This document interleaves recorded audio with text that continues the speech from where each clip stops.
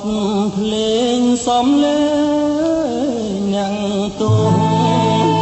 ចិត្តជាអ្នកហួងបេះដូងរងគ្រួងព្រោះរឿងស្នេហាអូនកាត់ទងសេស្មើនឹងទងខាជំនឿសងសារបង្ខំវាសនាឲ្យយំសោកសៅគេស្អែកបែកគ្នាគេលីមួយម៉ាត់ឯរឿងខ្ញុំប្រត់មានខែឆ្នាំណាត់ផ្ដាំមិត្តញៀតនឹងហើយទុកតែដំបងសំកងប្រដៅឲ្យខ្ញុំលងខ្លៅលាក់ស្នាមដំបៅលួអងសងខា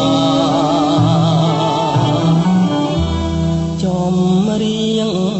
ទឹកភ្នែករុក្ខជាតិបាំងមែកមានអ្វីពឹងផ្អែកមកកងវាសនារឿងខ្មោចមួយដុំចាឈ្មោះចិនដាអត់ទៅបច្ឆាក្នុងនាងជាប្តីចិត្តអើយ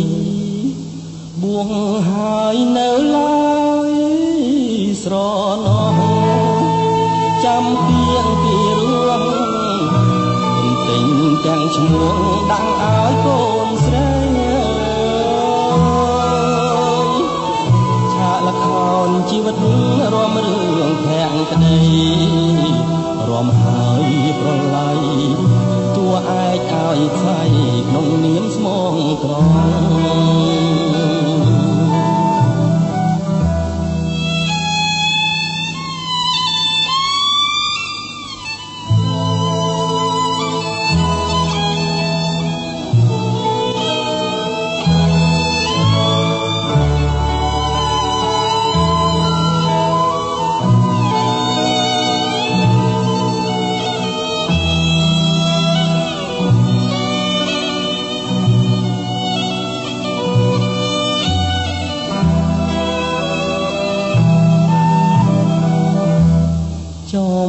រៀង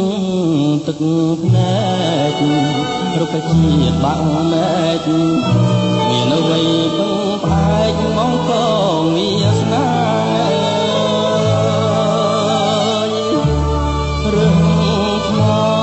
មួយដុំតាឈ្មោះចិនដាអត់ទៅបច្ឆាក្នុងនាមជាប្តីអើយបួងហើយនៅឡើយ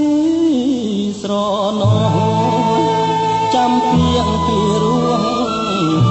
គុំទិញទាំងឈ្មោះដាក់ឲ្យកូនស្រី